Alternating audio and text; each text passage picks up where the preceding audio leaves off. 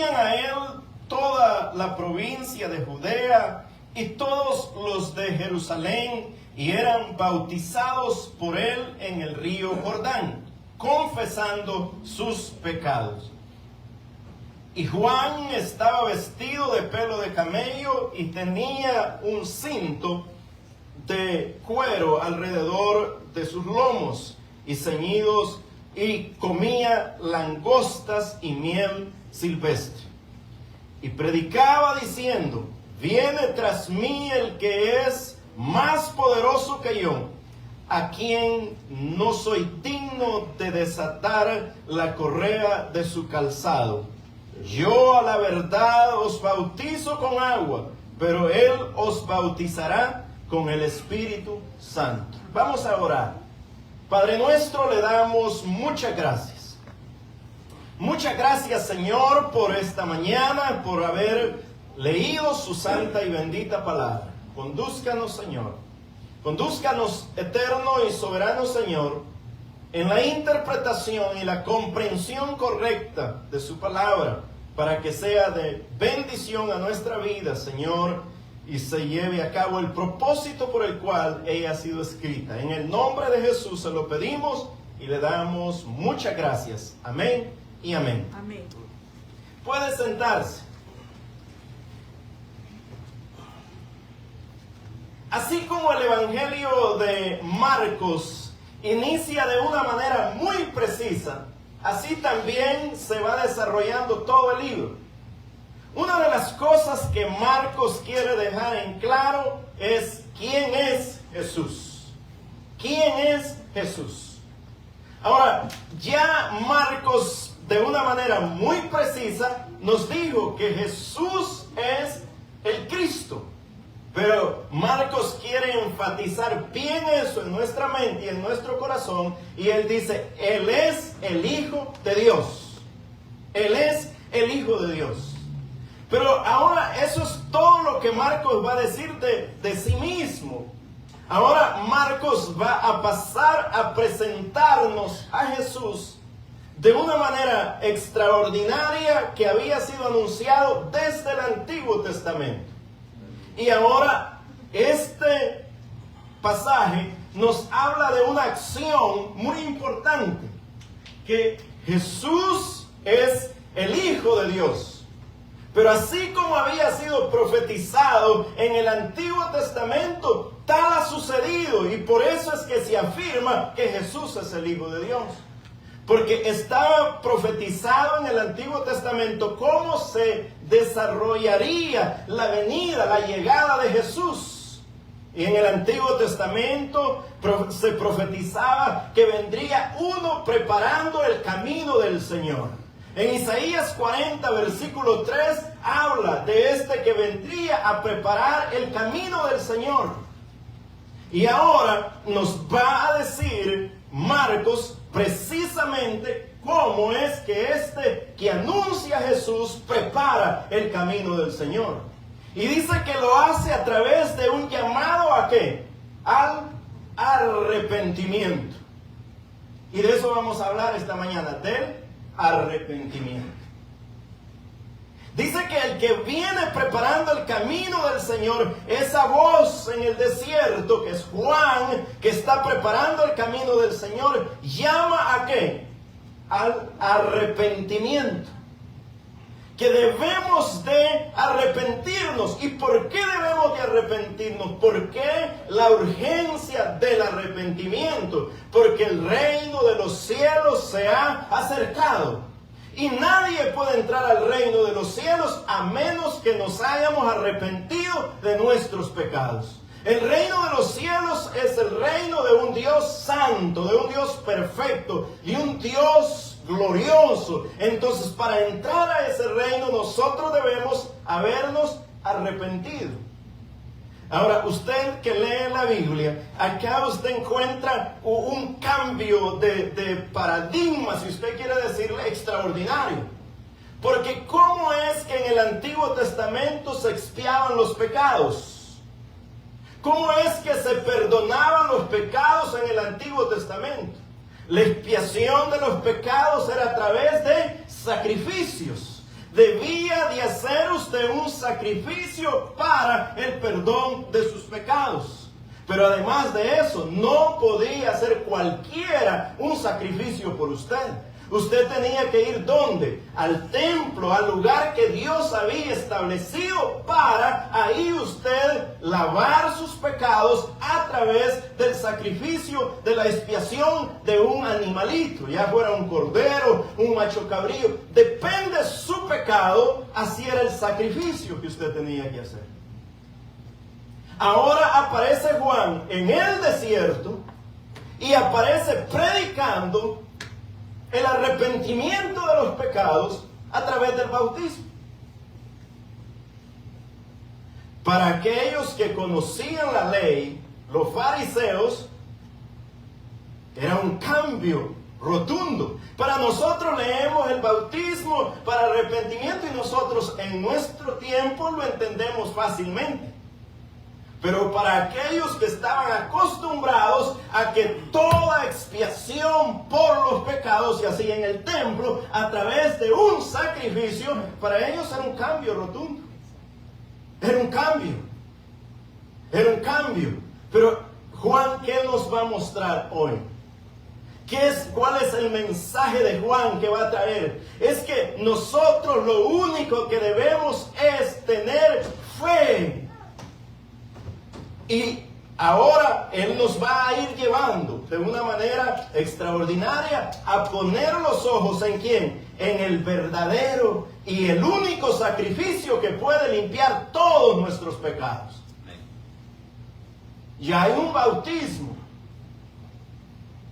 Y no es que, como se ha creído en algunas partes, que el bautismo salva a alguien. El bautismo no salva a nadie. Y con mucha tristeza, a veces nosotros que bautizamos a las personas y les explicamos qué es el bautismo. Y la primera clase que reciben los candidatos al bautismo es: el bautismo no salva a nadie. Y qué triste que después que se bautizan siguen preguntando, creyendo o imaginándose que el bautismo lo salva. Y entonces, ¿a qué fuimos a la escuela? ¿Para qué pasamos por clases? El bautismo es una acción de obediencia en el Nuevo Testamento. Amén. En el Nuevo Testamento el bautismo es una acción de obediencia. Pero también el bautismo tiene otro elemento importante. Que el bautismo es una manera simbólica de renunciar a nuestros pecados. De negarnos a nosotros, de renunciar a todo. Y ahora nosotros vivimos con una perspectiva de vida distinta. Ese es el bautismo.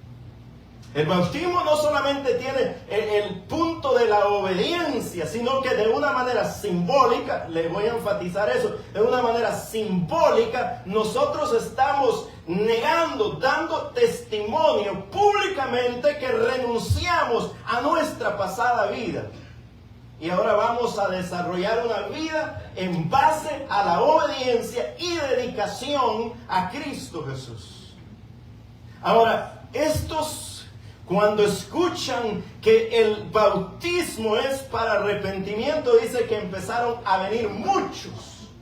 Y empezaron a venir muchos. Y empezaron a venir de todos lugares, de toda Judea y de toda Jerusalén para ser bautizados. Había llegado una nueva noticia, una noticia gloriosa, que ya no tenía que ir al templo, sino que tenía que ir ¿dónde? Al desierto. Que ya no tenía que ir a dónde, llevar una ofrenda, sino que solamente obedecer y bautizarse y eran perdonados sus pecados. Era un cambio para ellos. Era un cambio. ¿Pero acaso el Jordán tenía poder para limpiarle los pecados a ellos? No, era una acción de obediencia que ellos estaban haciendo al mensaje que estaban recibiendo. Ellos estaban recibiendo un mensaje de un hombre extraordinario como era Juan. La Biblia dice que Juan vendría con el espíritu de Elías. Era un hombre poderoso. Cuando nosotros leemos en los otros evangelios, nosotros leemos que dice, y hubo un hombre enviado por Dios. No era cualquier hombre, era un hombre que venía a proclamar, a preparar el camino del Señor. Era un hombre que traía una voz profética maravillosa. Todos los profetas habían anunciado que Cristo vendría, que Cristo vendría, que Cristo vendría. Pero este está en el escenario. Cristo está ahí y Él es el que va a presentar a Cristo a las multitudes. Por eso la Biblia dice que Juan es el último profeta. Porque ya no necesitamos más profetas. ¿Qué era la función de los profetas?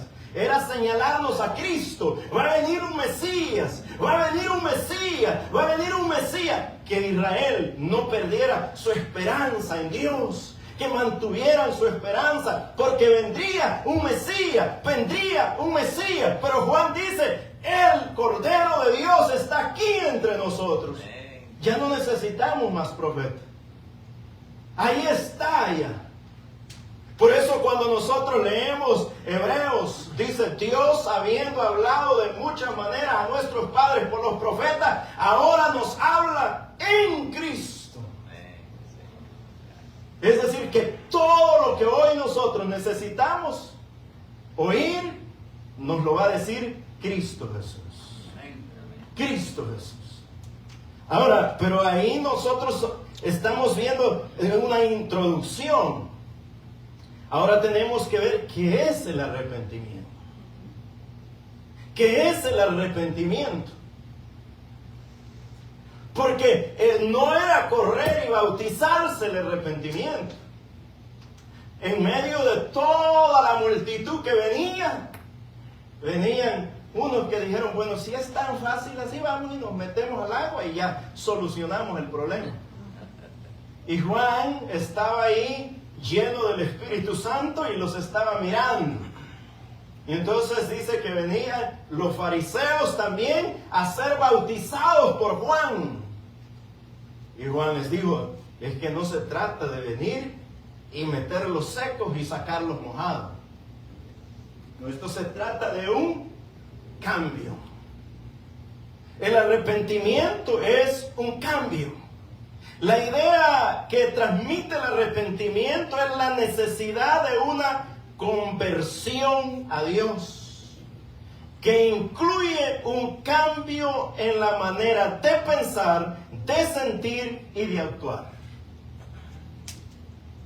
El arrepentimiento entonces es la idea que transmite la necesidad de convertirnos a Dios.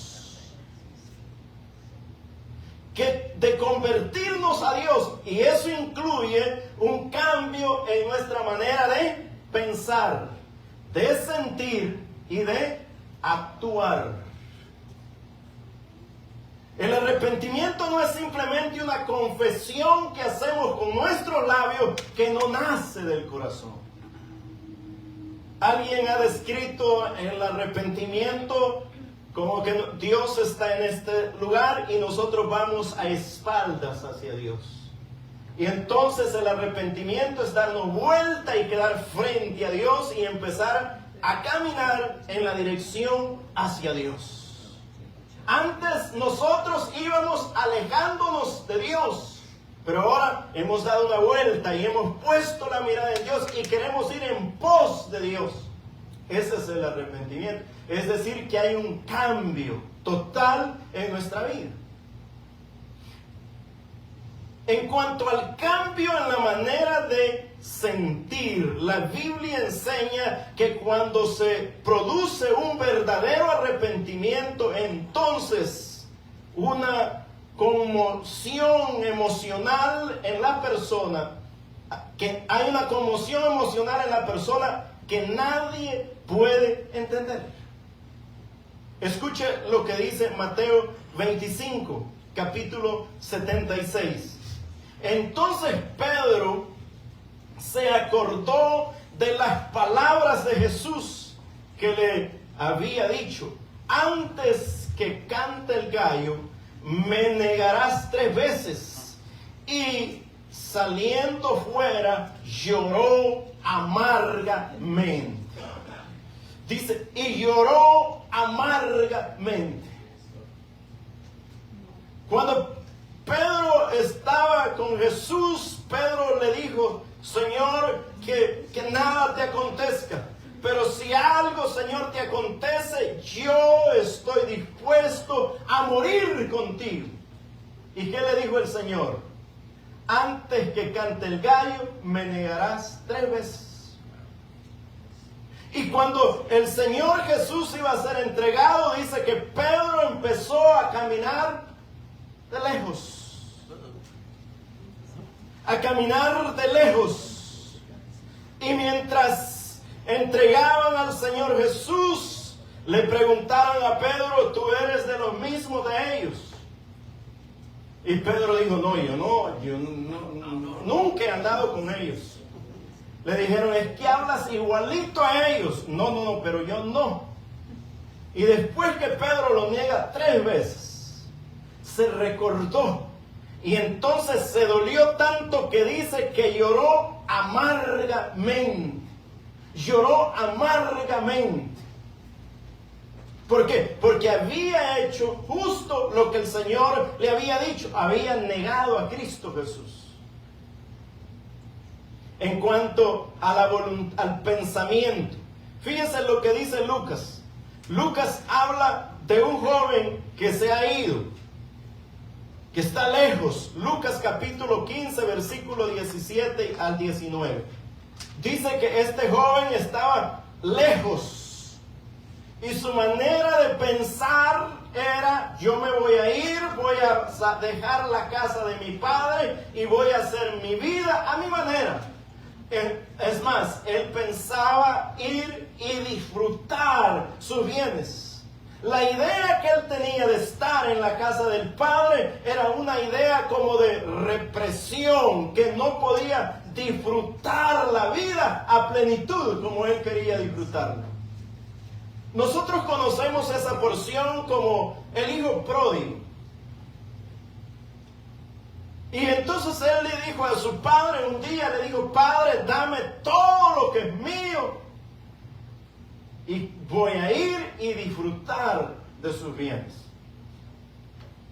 Vean que la mentalidad que él tiene es eso de represión, de que estar en la casa del Padre le cohíbe gozar de la vida que él quiere gozar. Esa es la mentalidad que él tiene. Entonces dice que salió de la casa y se fue y gastó todo en todo tipo de placeres.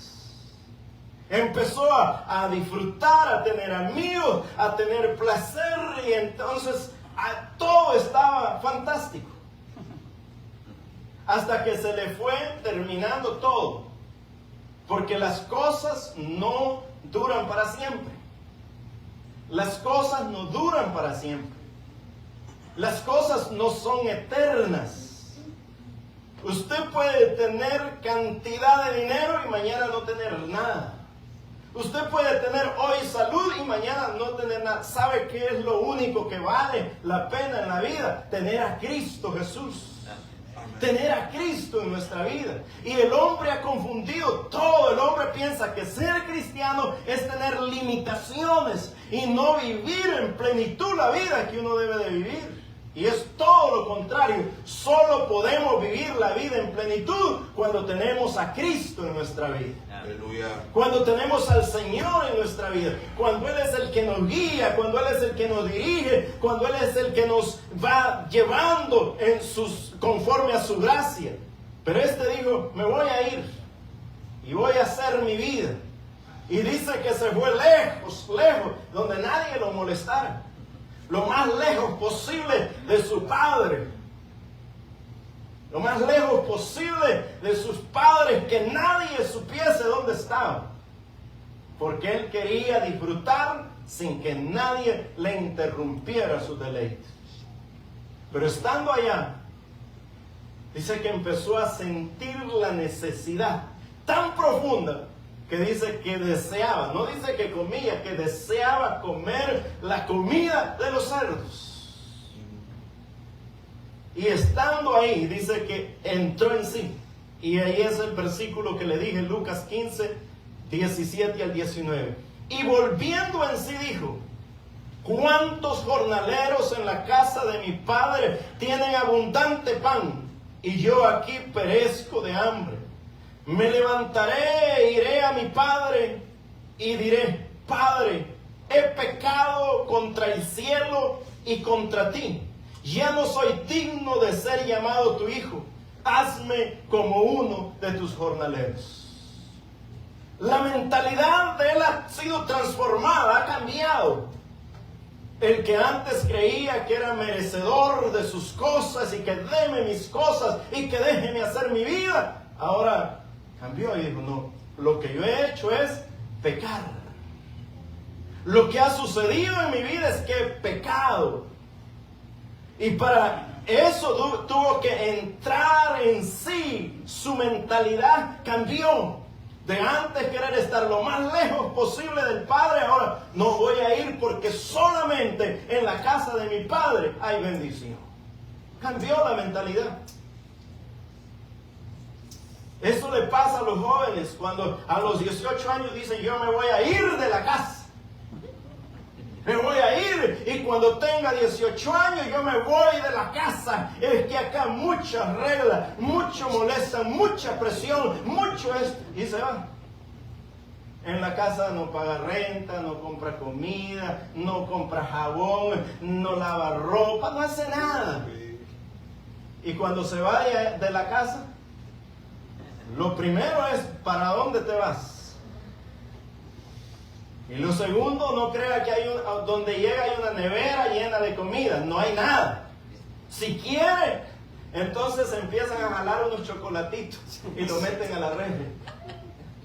Y arriba en la refri tienen 3 sopitas de Maruchan y una barra de pan y un paquete de jamón dentro de la refri.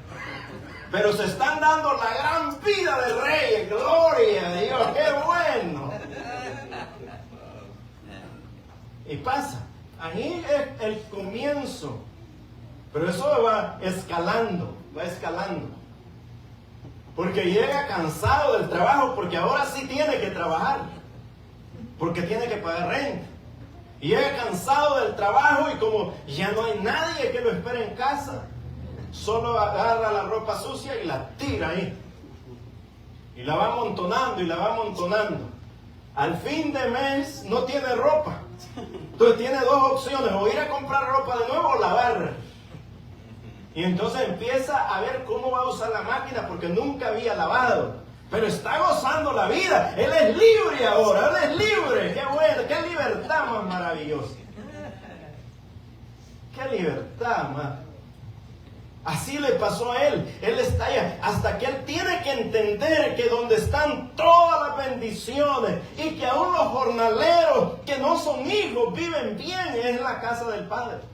Y entonces tiene que retornar del Padre. Pero hay un cambio de mentalidad. Mientras usted piense que usted está bien, que no necesita nada, que está todo bien, usted no va a poder gozar de las bendiciones que tiene el arrepentimiento. Va a seguir sufriendo y cada vez haciéndose la vida más dura. Porque entre más se tarde usted para volverse a Dios, más va a sufrir. Entre más tiempo se dé usted lejos de Dios, mayor será el sufrimiento. Si no, recuérdese cómo le pasó a David. David sabía que había pecado, pero David empezó a querer esconder su pecado y en vez de volverse a Dios, quiso él manejar la situación de una manera que nadie se diera cuenta. ¿Y qué fue? Fue agravando su pecado, fue agravando su maldad, a tal grado que primero él empezó a hacer su teje y maneje, a ver si Urías Eteo caía en su trampa. Y Dios, que tiene todo controlado, no permitió. Y lo llevó hasta que se dio cuenta, no hay salida, estamos al descubierto. Entonces, ¿qué hay que hacer? Hay que matar a Urías Eteo. El pecado fue incrementándose. Por eso es que